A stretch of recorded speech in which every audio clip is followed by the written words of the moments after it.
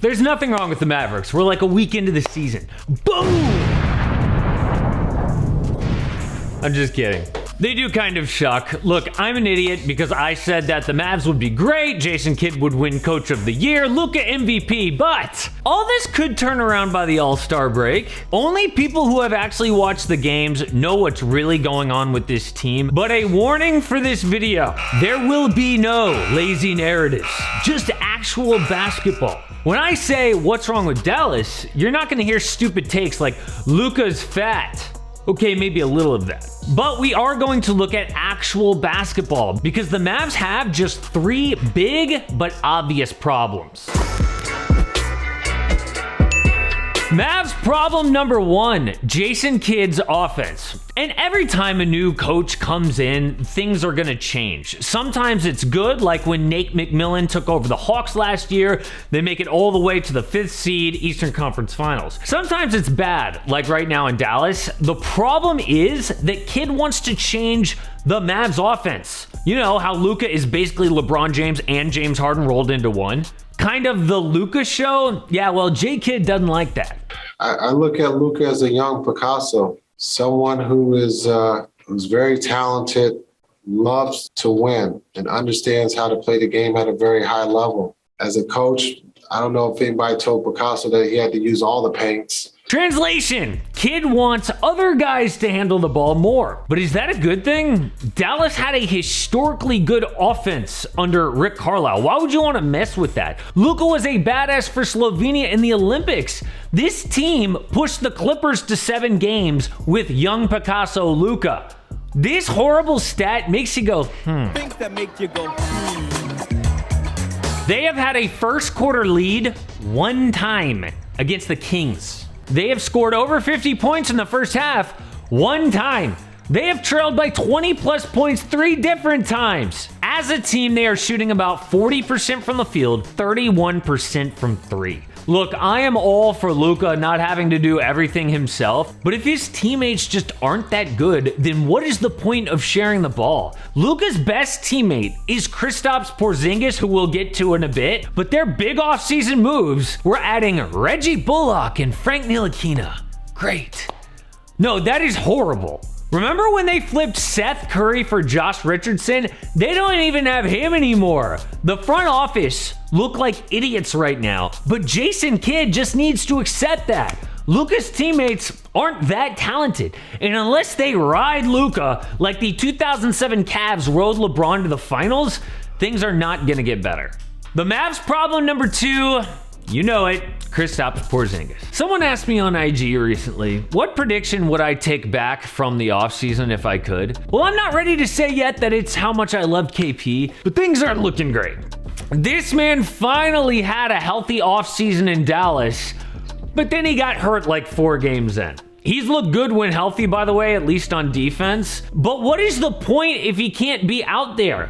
I am hoping that this latest back issue, which comes out of nowhere, is just a fluke, and at least it's not a knee injury, but Mavs fans have to be depressed by how quickly he got injured. And yes, I do love his defense though, so far. Last year, KP was basically dragging his bum leg around, which killed his mobility. Now, he has been quick, moving side to side, and he's been able to defend the rim.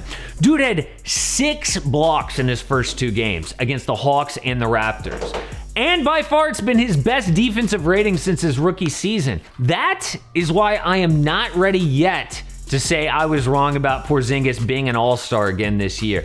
Because when he's been healthy, he has looked good, even though the offense still has to catch up. Hopefully this back issue is really nothing, and we're all looking back on this, and we've forgotten about it by the All-Star break. Mavs problem number 3, Luka's slow starts. And this is one thing that we are learning about Luka Doncic. He kind of uses the season to get in shape. Last year, the infamous fat Luka pictures went around the internet beginning the season. This offseason, he was smoking hookah at a parade, while guys like Jason Tatum were getting their work in. Once again, Luka is disappointing to start a season on the court. And forget about just Jason Kidd changing the offense, because obviously that has something to do with it. Luka is shooting 26% from 3.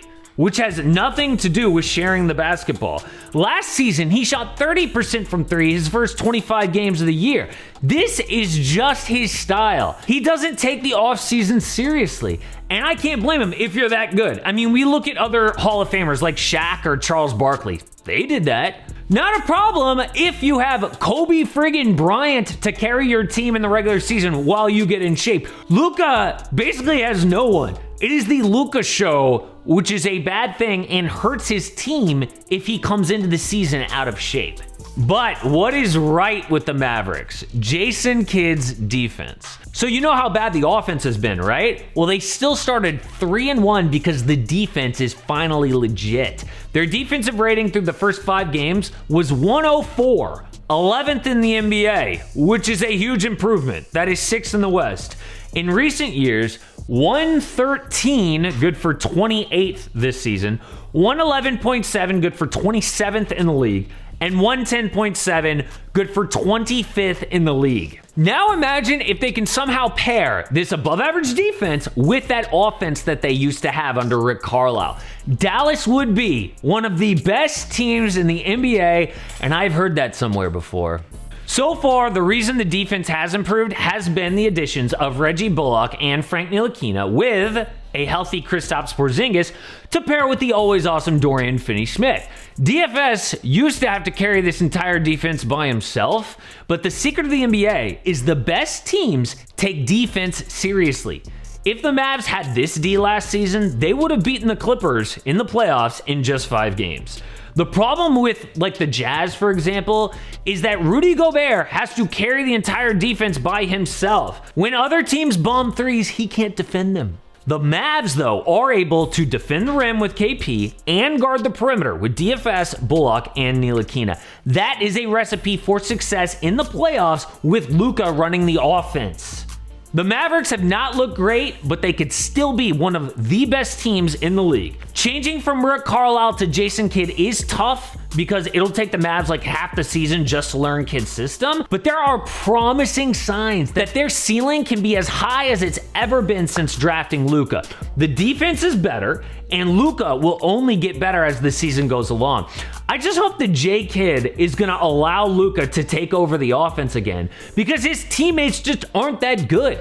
But if Kidd keeps trying to take the ball out of Luka's hands and give it to like Trey Burke or Tim Hardaway Jr., then they might crash and burn. But I still think the right mix could be a Western Conference Finals at least. Guys, speaking of player fitness, last week we talked to a guy named Mike Matthews, who is like a fitness expert. He actually wrote the #1 best-selling book on Amazon to do with fitness, and he explained exactly why Zion has gotten so fat, because there's a lot of misconceptions around this, and he lays it all out. And that's really the edited down version. If you want to see like our entire hour-long talk, check out the AM Hoops podcast wherever you listen to podcasts.